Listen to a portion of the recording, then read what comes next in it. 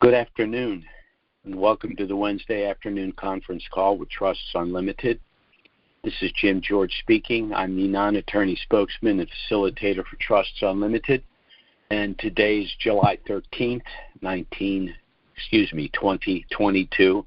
I was looking at some stuff earlier having to do with the reinstatement of the Kuwaiti dinar in early 1990s, and I still have it in my head.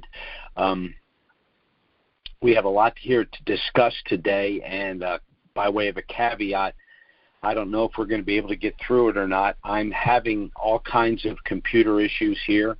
I mentioned this last week. For some reason, and the only thing that seems to be a problem is the conference calls.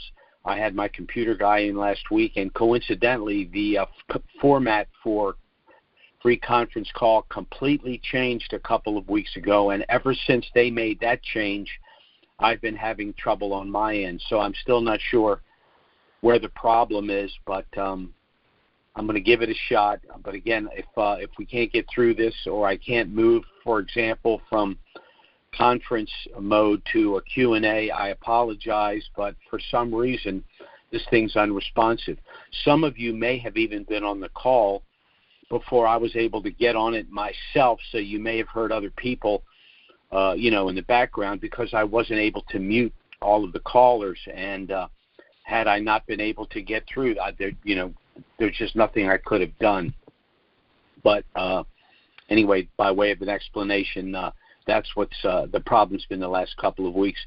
One other quick message before we get started here today. I've got a lot of calls to return. We've been inundated with calls recently, so I will be, after this conference call, making calls this afternoon, and by the close of business tomorrow, I try to have everything done by 5 p.m. In terms of returning my calls. I hope to have all of that done by 5 p.m. tomorrow. So if you've contacted me by phone, text, or email and you haven't heard back, I'm not ignoring you. It's just I'm just inundated, and some calls take longer than others, but I'm just getting through them in the chronology that I received them. So let's get started here. Talk a little bit about the situation with regard to the reinstitution and revaluation of the Iraqi dinar, which is, for most of us, what our primary concern is. First, by way of disclaimer, of course, Trusts Unlimited is not the purveyor of the dinar and these other currencies. We're not advocating either the sale or purchase of these currencies, but as rather substantial currency holders ourselves, we're sharing with you what we believe to be the most relevant information. And the most relevant or most important piece of information would be the window for the potential reinstitution and revaluation of the dinar. For reasons I'm going to get into here, this could drag out through 2022, or we could wake up in the morning and the currency could have reinstituted in country, which to me means theoretically it could happen at any time, and I'm going to get into my explanation for that. And despite the fact that things are kind of chaotic in Iraq right now is operating under their caretaker government. That's because the parliament remains stalemated and, in my opinion, in disarray. They have failed to fulfill their constitutional obligation to form a new government within 30 days. Brief summary. Initially, the Sadrists had control of the parliament. There was substantial pushback from some of the Shia factions.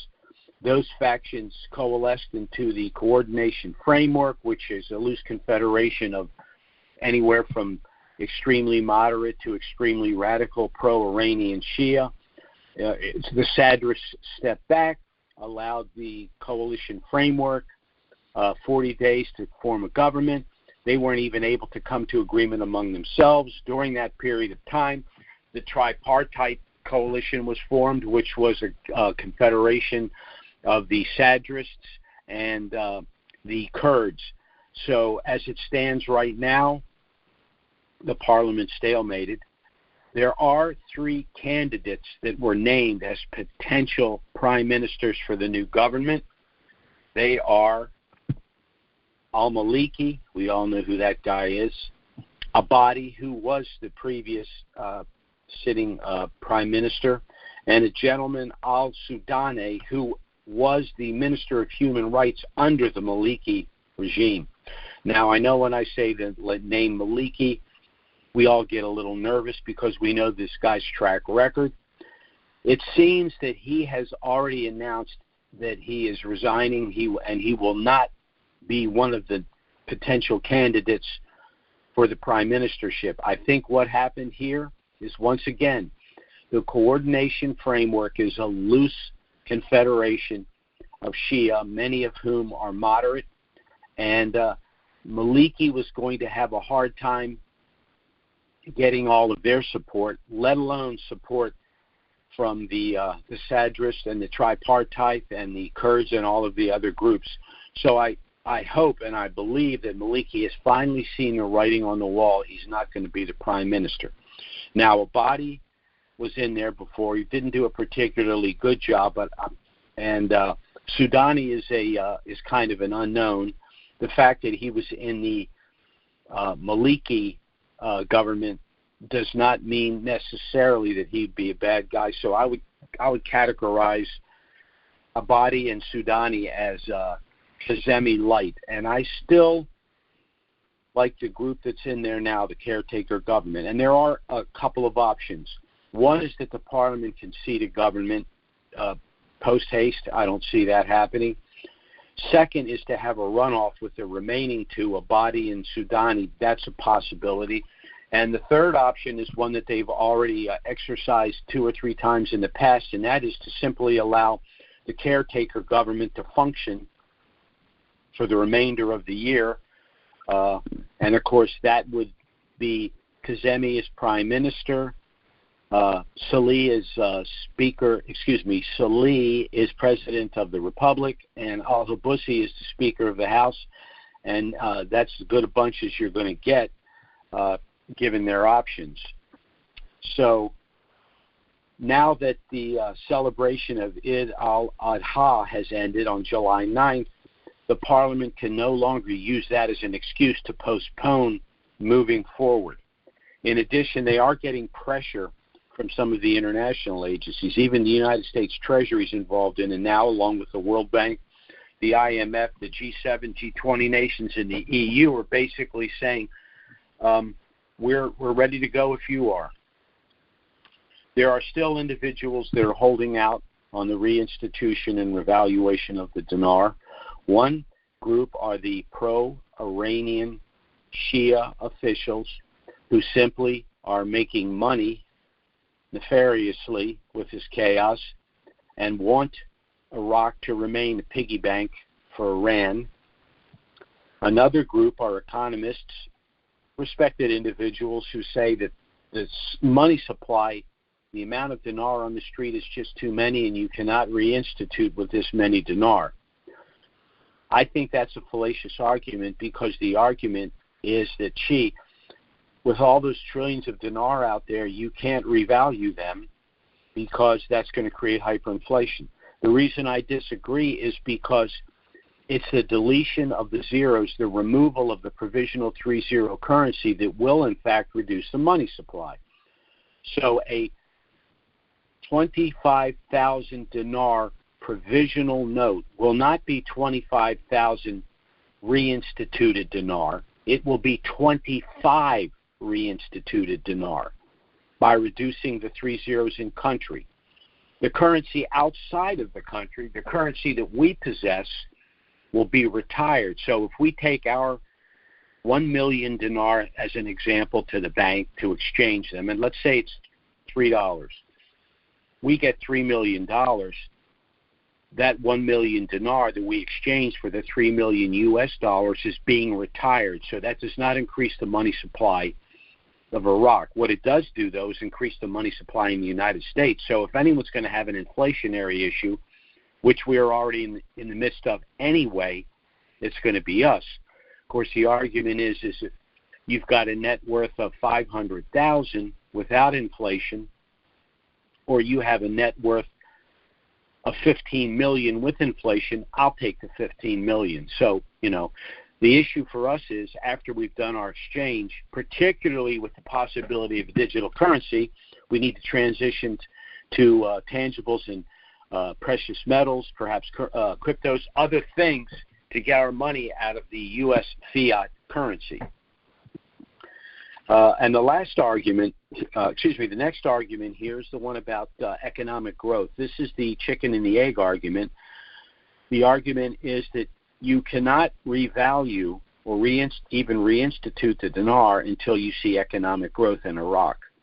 Well, we're already seeing economic growth in Iraq. It's growing certainly at a faster pace than the United States and a lot of the other Mideastern countries. But economic growth within Iraq is going to be fundamentally a substantial increase in international trade, imports, and exports. And in order for them to accomplish that, they're going to need to reinstitute their currency at the very least, because they don't have sufficient reserve currencies, U.S. dollars and euros, to both fund their government operations and fund the contracts to rebuild their infrastructure and fund international trade. So I don't believe that argument is going to hold. The third argument is the weakest argument. It's the argument that the Minister of Finance, along with the Deputy Director of the CBI, says there will be no change in the exchange rate in 2022. Well, we've heard this before.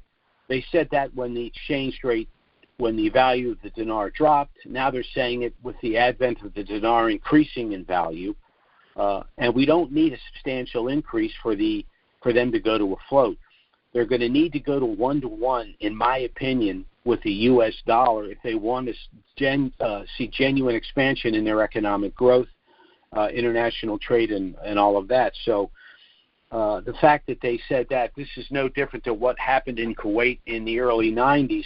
The day before, as I recall, they reinstituted the Kuwaiti dinar. They were releasing statements saying that it would be at least a year. So the fact that the finance minister and the deputy director of the CBI are making statements, to me, doesn't mean much of anything. The key to me, and in my opinion, is the recent statements issued by the Supreme Judicial Council. They've made several statements which, and I admit it, it's my opinion, I think imply certain things.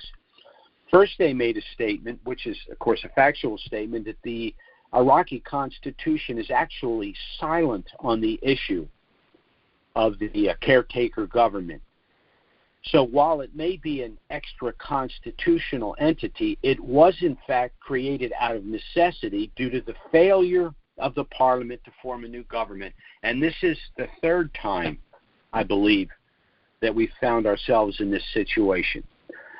Second, the Supreme Judicial Council also said that the caretaker government should have the ability to exercise all powers necessary in order to govern. So let's take, for example, passage of the Emergency Food Security Law. Now, it was originally the Food Security Law, and the judicial branch said that the way it was structured at that time, it was unconstitutional. Well, it was reconfigured and came back as the Emergency Food Security Law. And as an emergency, it's necessary for the government to make sure that it becomes law of the land. And it seems to me that the Supreme Judicial Council is stating that under the circumstances, the caretaker government has the authority, by passing the Emergency Food Security Law, to do a lot of other things. In my view, that would include allowing the change in the exchange rate, signing off on that if the CBI, which can act unilaterally, decides to change the exchange rate. We also have to remember that the Emergency Food Security Law is a catalyst and is embedded within this law is, I would argue, de facto budget for 2022, the hydrocarbon law, the white paper reforms, and the citizen entitlements. So for all of these reasons, in my opinion, the reinstitution and revaluation of the Iraqi dinar could happen at any time. Now, if I had to really hazard a guess on how this would occur, my opinion is that they're going to go to a float, which would be roughly a slight premium over the value of the U.S. dollar, and then float that over time. Now, if that does occur, then that would have an effect on when we go to the bank and what the tax implications are if we attempt to sit on the currency, allowing it to float to, say, as an example, $3.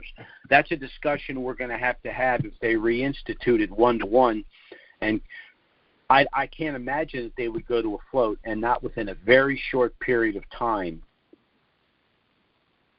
go to at least $3. Some people are saying north of $4. Some people are saying approaching $5. So that's where we are today. Again, in conclusion, I'll simply state that, yes, this could drag out for the rest of the year, or just as easily, we could wake up tomorrow morning and the dinar could reinstitute in country at a one-to-one with the dollar, and very shortly thereafter find itself north of $3 and possibly $4. Now, Trusts Unlimited, over a decade ago, because we were involved in currencies, because we understood the tax implications, litigation implications, and all of that, management of assets, understanding that most of individuals that have dinar are just hardworking middle-class people who will, for the first time in their life, have to be managing a substantial amount of money, decided to put a turnkey program in place to assist you. It's a two-phased program. Phase 1 is pre-RV. Phase 2 is post-RV. Pre-RV involves the establishment of an asset protection family trust package. I've inserted the word family after 10 years because given the political environment that we find ourselves in today, a high-tax surveillance government, this trust is an excellent vehicle for nullifying and mitigating against what these kleptocrats in Washington are attempting to do. We have protections with this trust package, irrespective of whether or not you happen to possess currencies or any other asset that you're anticipating a substantial increase in value. Phase 2 are all the product, services, and professional referrals that will be made available to our clients after the reinstitution and revaluation of the dinar. I'm going to be getting into it perhaps as early as next week, but certainly soon thereafter, is we're going to start talking once again about offshore options. Because if we get this, if this digital currency comes along, we're not only going to have to move to tangible assets, but to the extent that we do possess currencies, I think we're going to have to get a little bit more exotic in what we're going to offer you for consideration. So you can look for discussions about some of the offshore issues in coming weeks. But let's talk a little bit about the family asset protection package that we're recommending, why we're recommending it, and why it's superior to any of the other options. For example, individuals can establish LLCs and sub-S corporations, and they do provide some level of privacy and asset protection, but primarily by dividing business assets from personal assets. The problem here is that the possession of these currencies is a personal asset. In addition, courts have ruled that LLCs and sub-S corporations that are owned in the majority by either one person or a closely held group can be pierced for civil litigation. So the LLC and the sub-S corporation is not really going to work for us. Some individuals have established something referred to as a revocable or a living or loving trust. These are statutory trusts, meaning they're regulated and written on a state-by-state basis. They're established primarily to exempt one's estate from the cost and delay of probate, and if properly structured, can sometimes substantially reduce or even eliminate the federal estate tax, and those are worthy objectives. But they can provide no privacy or asset protection, so they're going to be inappropriate for our needs. Some individuals have established irrevocable trusts, which are the best form of asset protection, but they've created a single irrevocable trust. This means that all of your possessions and net worth are housed within one single trust. The problem here is that if anyone was ever successful in piercing that trust, then all of those assets in your entire net worth would be subject to that litigation. This is why we have established a package of trusts and why our family package utilizes a legal strategy called segregation of assets, which protects you from litigation, and I'm going to explain in more detail how that works in just a moment. One thing that's important to understand when you're talking about the LLCs, the sub-S corporations, and revocable trusts, they're regulated statutorily, which means that the government not only has purview over how these things are structured, but in many cases there are annual fees you need to pay in order to keep these things in force. That is not true with our asset protection family trust package. This package is registered with no one, federally, locally, or state. This absolute privacy is protected, and there are absolutely no fees that need to be paid federally, locally, or statewide. Now, establishing this trust, whether you have currencies or not, is important.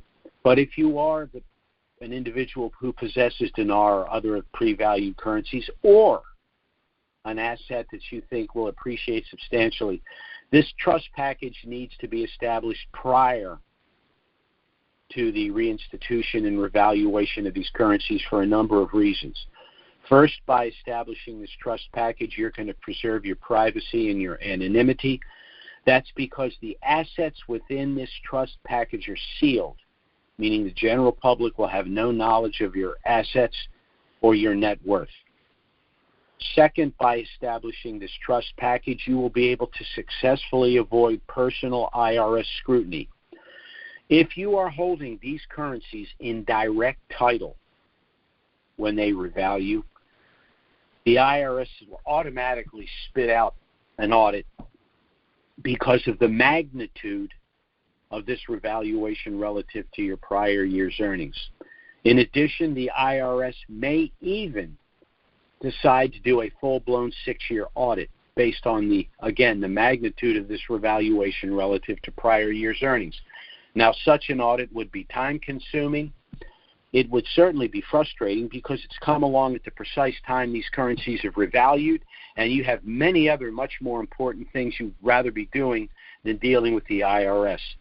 And third, the cost of a 6-year audit would actually be substantially more than the cost of our trust package. On the other hand, if your trust is in force and you have assigned those pre-valued currencies to your trust package, you will have successfully transferred the taxable event from yourself personally to the trust. Now, this is important for two reasons. First, there's less than a 10% chance of an IRS audit if this taxable event were to occur within a rather sophisticated trust package such as ours. That's the low-hanging fruit argument we use against the IRS. They go after the person that's least able to defend themselves. But second and most importantly, even if the IRS determines to audit your trust, they can't do a 6-year audit. Why? Because the only taxable event within the trust will have been the revaluation itself. The third reason you'd want to establish this pre-RV family trust package is if you plan on gifting currencies to family and friends. You need to gift currencies prior to the revaluation in order to avoid a substantial 40% federal gift tax. Now, if you're gifting to individuals, you have no problem giving them the currency to exchange for themselves or giving them the U.S. dollar lump sum after you've negotiated the exchange. That can be accomplished outside of the trust with a standard gift letter. But if you are hesitant for any reason to give these individuals the post-RV lump sum, you can gift to them through the specially designed gift subtrust that's part of our family package. And because you're gifting through this subtrust, their U.S. dollars will be protected along with yours. In addition, the language of this subtrust allows you to gift up to a certain amount of a currency or currencies, meaning you've created a sliding scale and you can always give these individuals the U.S. dollar amount that you had in mind, irrespective of the exchange rate. And third, again, because you're gifting through this gift subtrust, which is part of the package, you will directly manage, invest, and distribute the money to these individuals as you deem appropriate. The fourth reason you'd want to establish this trust package is because it's been structured in such a way as to allow you to avoid the cost and delay of probate and the federal estate tax. I'll give you two quick scenarios. Scenario number one, you purchase 5 million dinar for $5,000. The day after that, those currencies revalue for $25 million. The day after that, you pass away, leaving your heirs in a state of $25 million. Now that estate must go through probate, a process that ordinarily can take anywhere from 6 to 18 months. But probate is a public disclosure process, meaning that the general public will be aware of the size of your estate, who your heirs are, and how much they each stand to inherit. So if anyone feels they have a legitimate claim against you, your estate, or your heirs, they can simply file that claim with a probate court. And that could tie the estate up for years, and in some cases even decades. And your heirs will have either limited access or no access at all to their respective inheritance until the probate process is completed. Then there's something called the federal estate tax. This is the tax that the federal government would assess in order for that estate to be transferred to heirs. Under current law, the federal estate tax will exempt the first approximate $10 million of your estate, but the balance could be taxed as much as 65%. Now, this scenario is not only completely and totally unacceptable, it's completely and totally avoidable. How? Scenario number two. You purchase 5 million dinar for $5,000. The day after that, you assign those currencies on paper to our asset protection trust package. The day after that, those currencies revalue for $25 million. The day after that, you pass away, leaving your heirs that very same estate of $25 million, but this time protected in our asset protection trust package. As a result, there will be no probate. There will be no public disclosure of your estate. Your heirs will have immediate access to their respective inheritance, and the federal estate tax will be zero, saving your heirs as much as 55% of their inheritance. The fifth reason you'd want to establish this trust package is for some very specific asset protection benefits, both pre- and post-RV, both having to do with litigation. Pre-RV, this trust package will allow you to circumvent something called the Uniform Fraudulent Transfer Act. Now, what does that mean? Under our system of civil procedure, you can only be sued for what you actually own in direct title or the value of property at the time you transferred it out of title to an entity like our trust package. So let's take the previous example from before. You purchased $5 million dinar for $5,000. You transfer those currencies to our trust. They subsequently revalue for $25 million. You begin to live a lifestyle more reflective of your newfound wealth, and a couple of years down the road, someone sees that you're living rather comfortably and decides for whatever reason that they're going to sue you. Now, this prospective plaintiff has a couple of problems. First, he or she better have a very strong case and very deep pockets, because this trust has been structured in such a way as to make it extremely expensive and extremely time-consuming to pursue civil litigation. But second, and most importantly, once any prospective plaintiff learns that pursuant to the Uniform Fraudulent Transfer Act, The only thing they could win by way of a civil award would be $5,000. The value of the property, the currency, at the time you transferred it out of the title and directly to the trust, they would receive none of the post-RV value of $25 million. There will be no lawsuit. Post-RV, there's a benefit I like to refer to as limited liability stop loss. This will protect you from future bad acts after you have acquired this wealth. This protection is accomplished through a legal strategy called segregation of assets. This is why we have established a package of trusts. This is why this is the best bulletproof asset protection available domestically, and this is how it would work. Once again, we'll use the same example. You purchase 5 million dinar for $5,000, transfer the currencies to our trust. They subsequently revalue for $25 million. And now that you have $25 million in trust, you decide to make some purchases. So you purchase a larger primary residence, a vacation home, perhaps a half a dozen rental properties for tax write-off and additional cash flow, a couple of cars, a boat, and let's say an RV.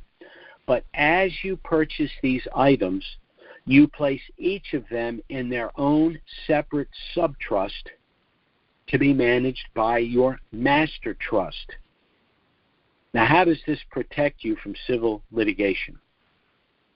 Well, let's say one day you're driving one of your new cars, you have an accident, the accident is clearly your fault, and tragically someone is seriously injured or even killed.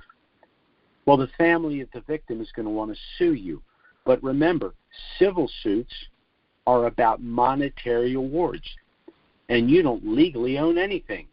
So the plaintiffs would be left to sue the owner of the car that you were driving. Well, who owns that car? One of your subtrusts, of which you are merely the beneficiary. And what's in that subtrust?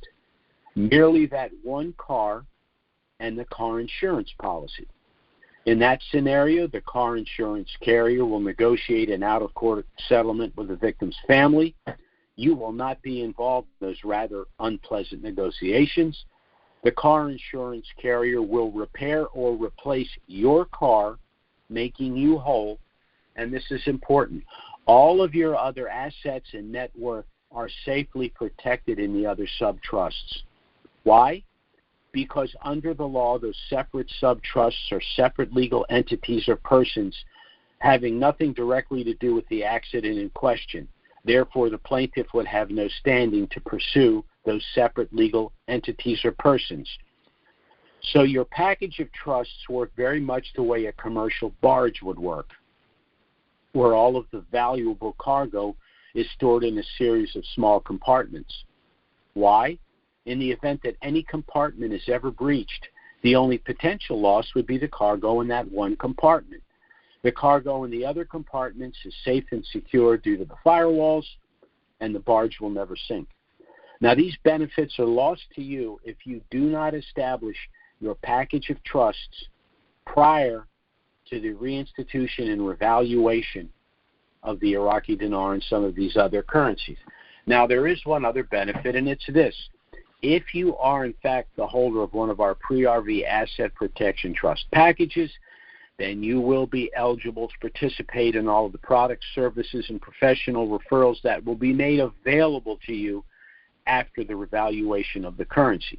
I'll give you two examples. One, once the currency reinstitutes in country, the dinar will then be an active currency, functional currency.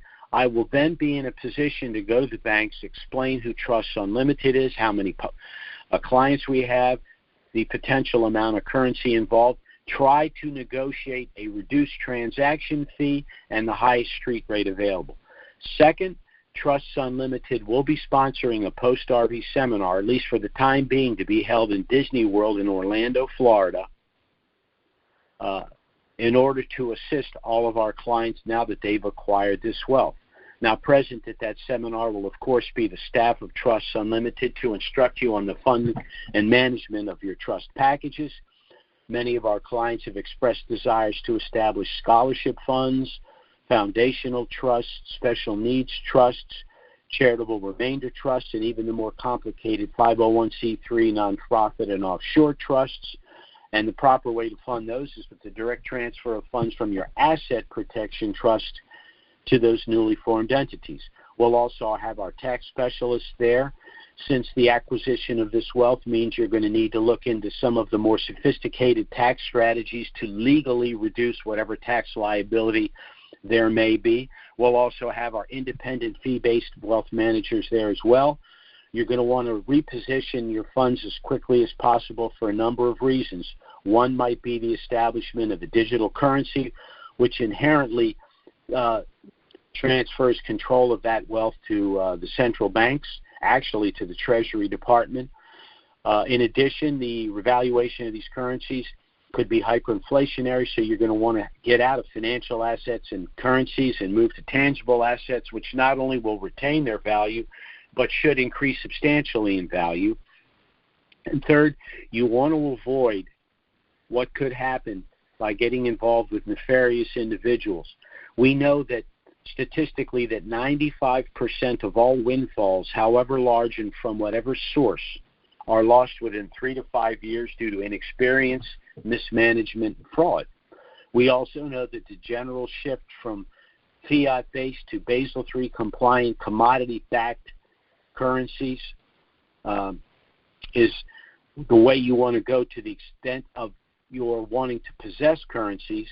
But we also know that the demise of the fiat currency is going to continue to take us into a hyperinflationary state. So again, you're going to want to transfer a substantial amount of your wealth to tangible assets. And one of the best ways to manage tangible assets, and I'm talking about real estate investment trusts, precious metals, industrial metals, cryptocurrencies, etc. The best way to manage those assets is within a package of irrevocable trust, because there may be additional tax advantages to that. Once again, we can compel the Treasury to explain certain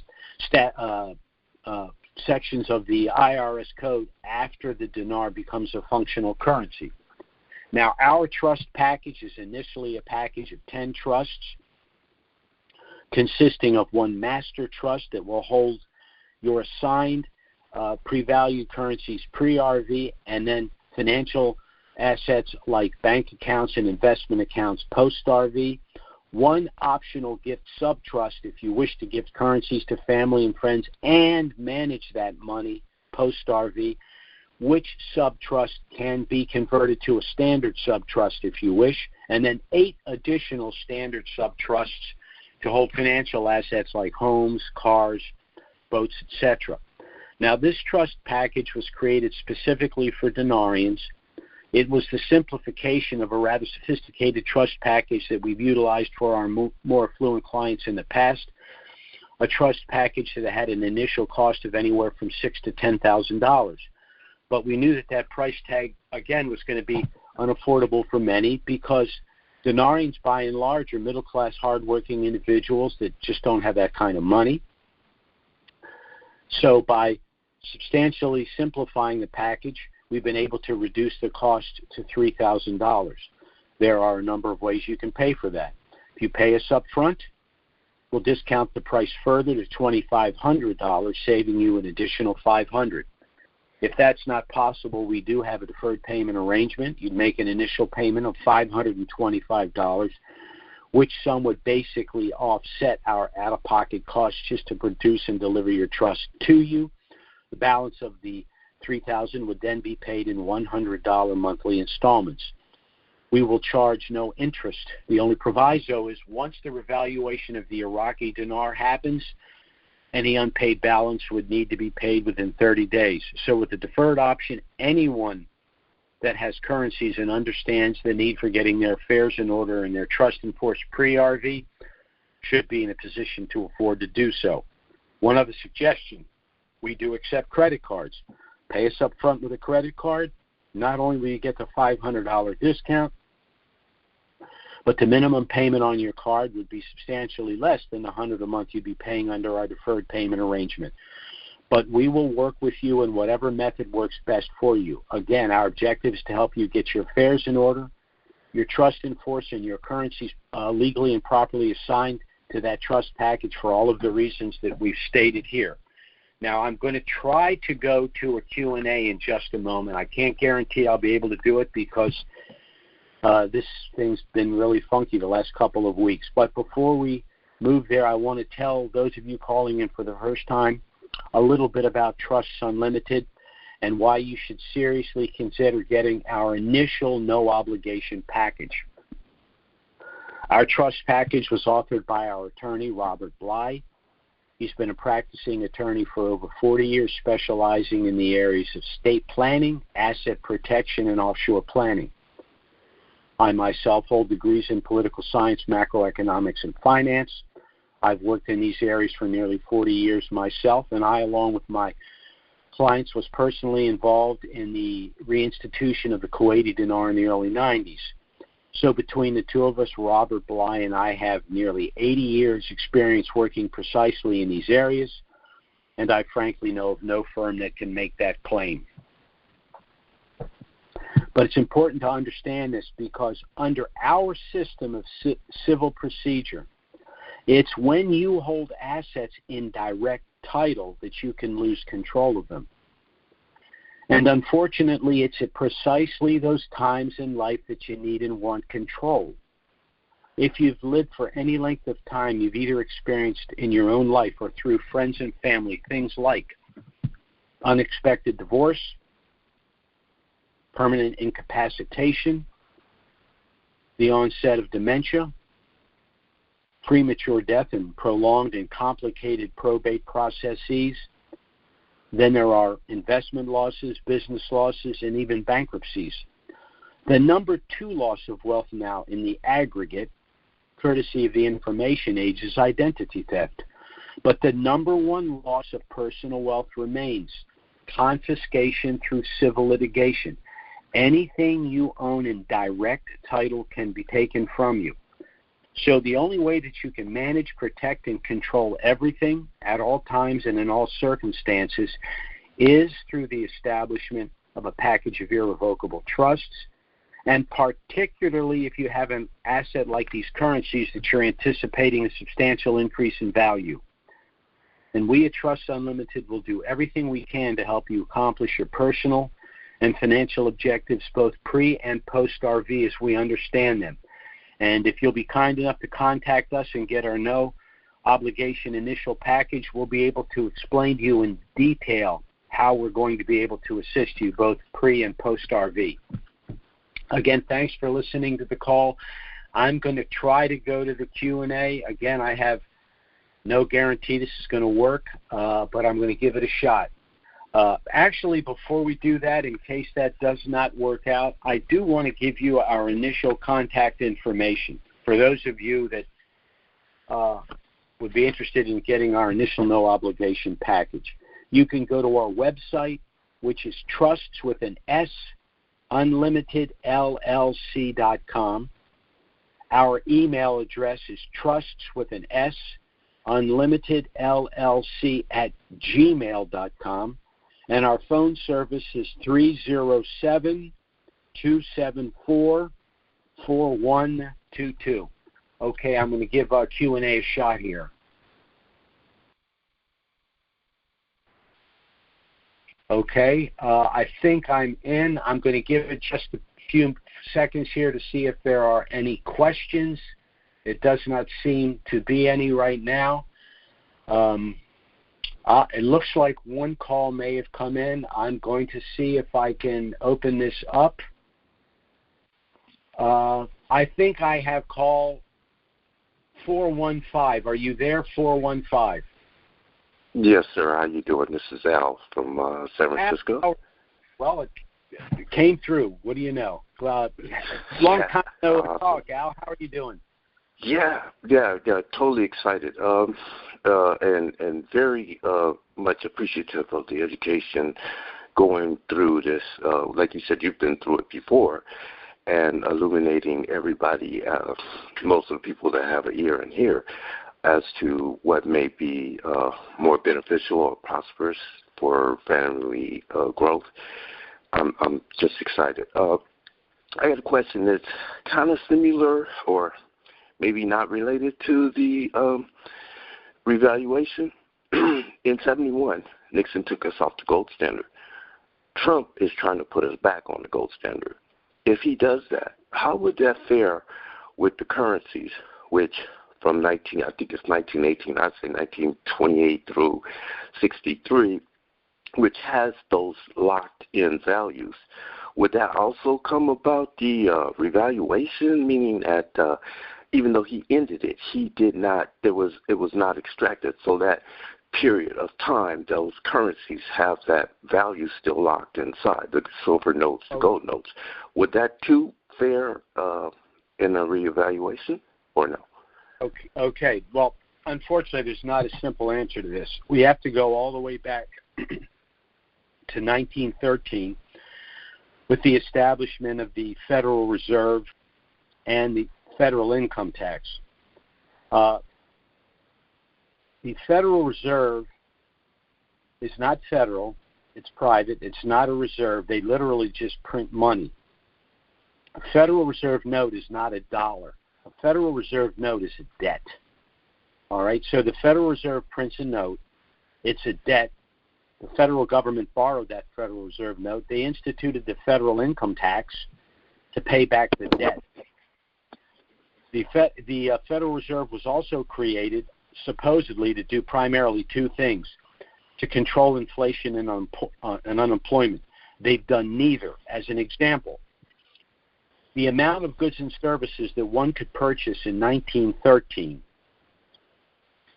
was exactly, for $100, is exactly the amount of goods and services they could purchase in 1813, meaning for 100 years we had 100% purchasing power and zero inflation. The amount of goods and services that you purchased for $100 in 1913 after the institution of the Federal Reserve would cost today nearly $2,200. So the Federal Reserve has not kept inflation low. It has not kept unemployment low. We've had a major depression and 8 recessions, 2 of which were serious, deep recessions. In my opinion, we're headed to another recession very shortly. As a matter of fact, if the growth rate for this quarter is negative, that's 2 consecutive quarters of negative growth, which is the definition of a recession. So we're looking at a recession. Now, when you get back to the dollar, we went to the Federal Reserve dollar, then we had the Depression, then we had World War II.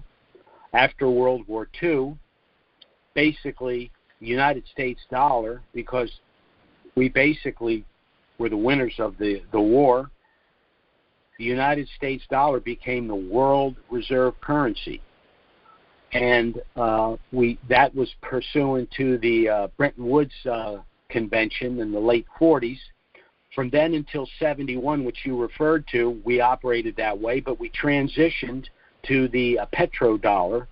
The reason we did that was basically, it was a little more, it was the second scam because we basically went fiat in 71, and then what happened after that? We went from a federal deficit of $400 million to $30 trillion over that period of time. So that's the problem, the value of the dollar. Now, Trump came along, and what Trump wants to do is he wants to end the Federal Reserve, and that's really the reason they don't like Trump. It's not his tweets, it's what he was doing. He was going to end basically the global theft, which was started with the Federal Reserve, and then all of the money that was subsequently borrowed, much of which was then lent to foreign countries, money then filtered back to these politicians. There's a reason that people leaving, politics are all millionaires. We finally get a millionaire in there, and they got a problem with him. But he wants to go back to a gold standard, and he says he wants to level the playing field. What Trump's really saying is that countries like China that are intentionally devaluing their currency are doing so in order to corner the trade market. And so by going to Basel compliance or even going back to a gold standard, we'd level the playing field because countries wouldn't be able to artificially devalue their currencies. It was going to be based on some metric that's a standard metric globally. So, that's the situation that exists. Of course, the problem is that the party in power right now is the same party that has voted against an audit of the Fed, an audit of our actual gold reserves. They don't want or any of that to happen. So we're going to have to see. It's going to be a long, hot summer, and if the Republicans get the House and even the Senate back, then we might see some movement in that direction. But I know that's a long-winded answer, but it's a complicated question. It is, and I appreciate that. That gives me a spot to do research. But my question, again, specifically, is the gold notes were redeemed in gold, and the silver certificates was actually backed by silver. Would that be that the silver certificates is still good, and the gold notes redeemed in gold by the bank or the Reserve Bank? Would that be thrown out because the Federal Reserve doesn't, the bank or whatever? Do you understand where I'm coming from? Well, yeah, well, this is why they're pushing for a digital currency. This is their pushback because they don't want any of this to happen. Now, if we did go back to a gold standard, what that means is we're moving away from Keynesian economics where we just print money to pay for whatever we want, because you can't print money unless the money is backed by something other than the quote-unquote full faith and credit. So we're going to have to see how that's going to play out. Oh, I got you now. I appreciate you. Like I said, you're giving me foundation to do the research. I'm always excited not only to listen to you, and I would like to let you know sometimes I don't ask questions, but I'm always in the loop with learning and the ability to grow. I've personally been with you for, I guess, maybe 10 years or more, actually more. But I appreciate you, Bob Bly, and your crew. It's foundationally, I've grown tremendously. Thank you so very much for all you do. Well, thank you for all your kind words. Have a great day. Bye-bye now. You too. Okay, our next caller is, that's 808. Are you there? Hi, Jim. It's Daisy from Hawaii. Daisy, how are you doing? I'm doing really great. I'm still here, that's for sure. And that's a good thing, like you. We're still here. I don't have a question, but I have a request for you. I just wrote the numbers that I have don't connect to you, and I just took down this one that was 307-274-4122. Yes. That is a good number to get a hold of you, right? That's our call service, but I can't, for obvious reasons, I can't give you my direct phone number. But if you call that number, okay, they'll forward your call to me, and I'll get back to you. Okay. You have my number, right? I am going to go on the road right now. I don't have time today, but if tomorrow or Friday you have a minute or so, if you can give me a call, I would totally appreciate that. I'm writing your number down right now, Daisy. I'm putting a note. Thank if I don't you. hear from you tomorrow, I'm going to give you a call. All right? All righty. Thank you so much. You have a wonderful day. Thanks for all your information. Sure. Bye-bye. I appreciate you. Bye-bye. Thanks so much. Bye-bye. Well, that's our last caller for this afternoon. Again, I'd like to thank all of you for taking the time to listen to this call. If the things we've said are of interest, I would strongly suggest, once again, you contact us to get our initial no-obligation package. It has a lot of information about us, about currencies, about the trusts.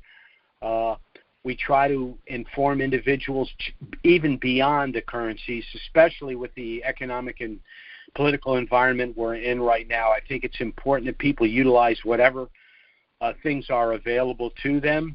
And this trust package would be an invaluable tool to protect your privacy, to protect your wealth, particularly, once again, with the environment that we're currently living in. So Thank you all for listening. Have a great week. We'll be back next Wednesday. Certainly, if something of a dramatic nature were to happen between now and then, we'll try to get out an emergency email and schedule an emergency conference call.